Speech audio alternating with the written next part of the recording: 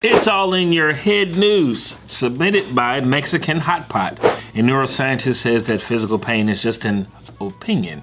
Therefore, you can learn to control it. Oh, that's true though. It's an opinion? Everybody has one. Well, that's interesting. You could train your pain threshold. They say happiness is a choice. What's the opposite of an opinion? A fact? A fact, right? Yeah. So pain is not a fact in your body, is what he's saying. That like it is a nerve and it is perception. So, but it's not an opinion. It's more like It's definitely a fact because it's there so that you will not continue. Like, let's say you break your leg. But your perception of it. your brain is creating the pain. That's true. Okay, that's very true because that is your brain telling you, hey, stop walking on this thing because it's broken. Yeah, like, you're gonna make it worse. So, like, for example, let's say you go outside, right, and it's snowing and it's cold as fuck and you're freezing.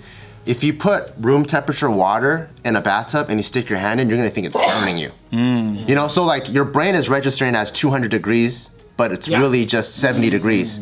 So a lot of the pain that you feel, it is your perception and is relative. I mean, this neuroscience isn't wrong, but he is negligent. Like, why would you even say that to someone? I mean, drugs make you not feel pain.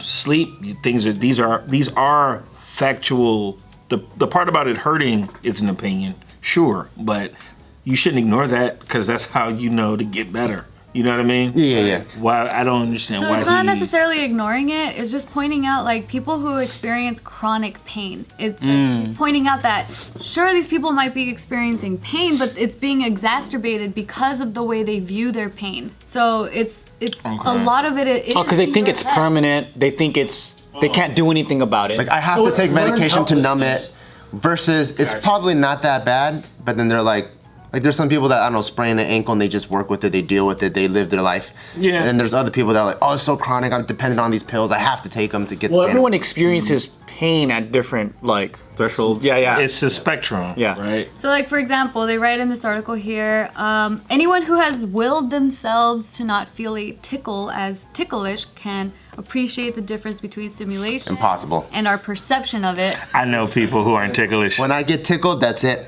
That's it. Impossible. Can't undo it. I used to be like that too, but then now when I get tickled, like not to the extreme. I'm not saying like I'm a fucking tickle master, but I can will it enough to like fight off. Because tickling's opinion too. She's like, me and Isaac, we had a lot of training together. We actually did. Isaac and I used to have this cute ass game, my son. Oh, used to have this cute ass game where he was like a toddler. Now he's about to turn 12, but when he was like 3-ish, I remember he used to be in his car seat and we used to play this game where he'd have his hands up and I would tickle him and then like I would count how long he would last before he puts his arms down. And like he would make it up to like 5 and then he'd like put his arms down.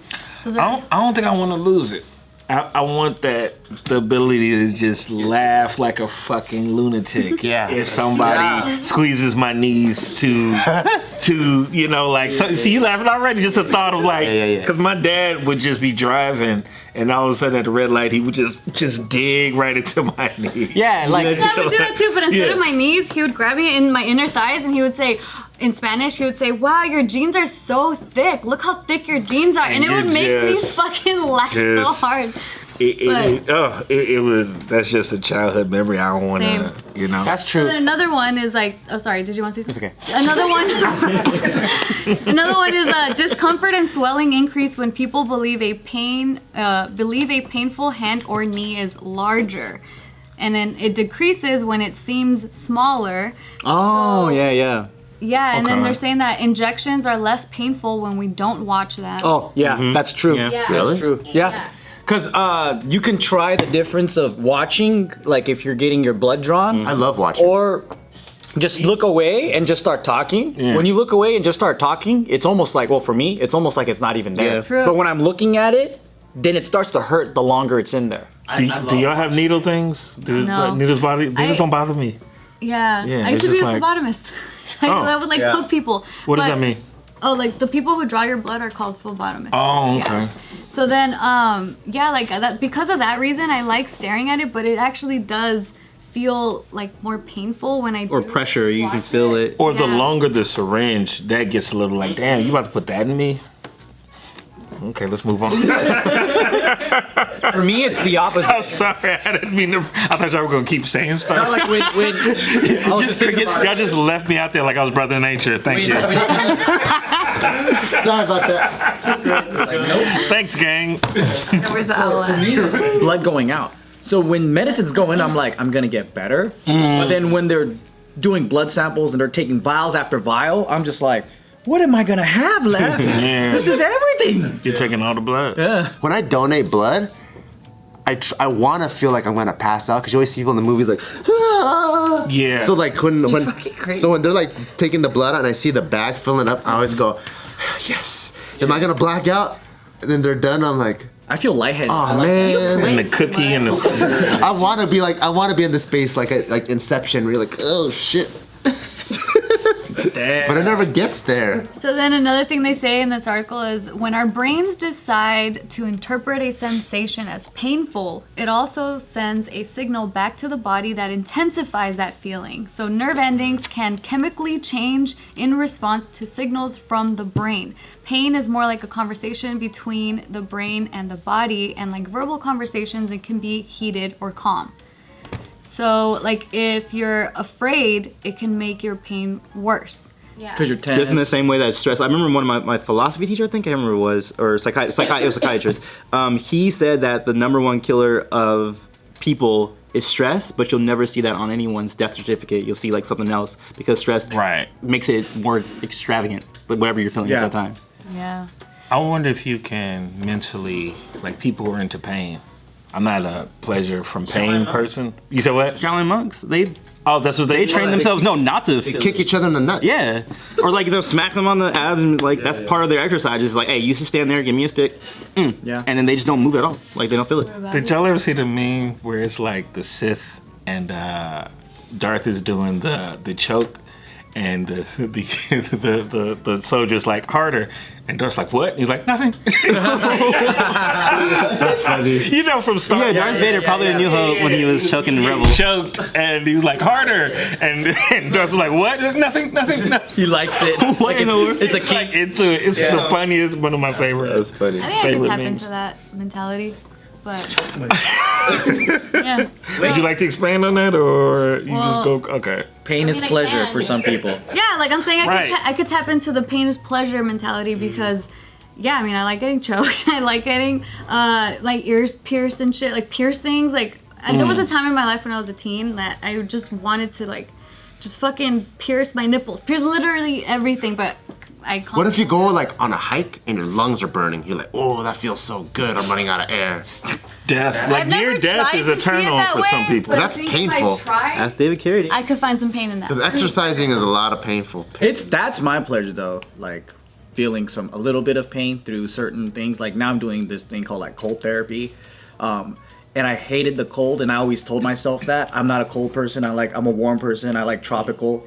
So I'm like, why do I hate it so much? It's just weather. Like there's nothing to really hate, and some people love it. How come I can't teach myself to love it? So I started going to the waterfall and seeing how long I can stay in there. Is it cold? It's ice cold, man, because all the snow is melting right now. I've heard of people freezing to death and not like, I don't know, being hot to death. They didn't realize it was an opinion. Yeah.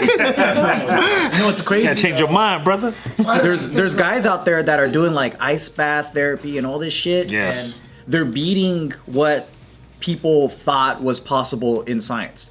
So they'll be like, oh, you'll go in this water, it'll take you about 3 minutes to get hypothermia or some shit like that. And they'll be going in for like 10 minutes. There's this guy named Wim Hof.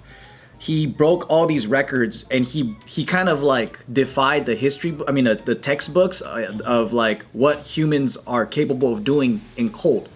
He went and climbed Mount Everest like in just boxer shorts. God damn. Oh, or the people who did the cross country skiing. They like in Canada. They went across like some sort of like basin of just frost with like tights on or whatever. Oh my god. Yeah. Yeah. They're just doing that shit. Yeah. Man, it's crazy. 'Cause, What the mind can do, yeah. Yeah, and his whole thing is like the mind can actually beat a lot of stuff. So adding more to this whole pain perception thing, they're saying that pain can be lessened when we feel safe. So there was this study back in 1956, and in it, they had wounded World War II soldiers compared to civilians with similar injuries, and they said that 83% of the civilians requested narcotic painkillers. only 32% of the soldiers did, because once they went home, they felt that sense of safety diminish their feeling of pain. Mm-hmm. So even being safe, yeah. And probably they were like been through crazy ass hardship, so they're like having a cold at home's not a big deal, versus my eardrums being blown out because of constant mortars and stuff. I believe in exposure to discomfort and shock in small doses, because the perception of pain, it depends on your baseline. So like, let's say if you're used to being warm and cozy, then if you don't have a jacket on, that's painful. Yeah, it'll fuck you up. Right, but then instead of a jacket, maybe you wear a long sleeve or like a thinner shirt, right? Like a thinner jacket. And then you get used to that. And then you can get to a t-shirt. You might be able to get to shirtless at some point and then be like, it's not that bad. So if you do a baby step exposure to things, it's almost like if you run a marathon overnight, that's gonna give you a lot of pain. But if you do like 5 miles and then 10 miles and then whatever, that's also You're a lot building the easier. endurance. Yeah, you build it up. Like I was doing that to my feet like for a couple of years because I had baby feet. So then I would go walk outside barefoot. You had baby feet? Like sensitive feet. Okay. Like on you? Attached to you? I had really sensitive feet. Yeah. And you just got rid of the Yeah, so I could walk outside barefoot, and it's not that I didn't lose feeling. The pain just, it doesn't hurt. So I could still feel, like the floor. That's what David. Maybe it's your brain building the resilience, maybe. and not necessarily your actual. Could be the brain too. Who's the street magician? David Blaine. David Blaine, yeah. Yeah, I was thinking about He does him. that. Yeah, he When we does talk all about types of resistance to pain training. Yeah, like breath holding. Breath holding, sticking a pipe through your hand. Oh my god.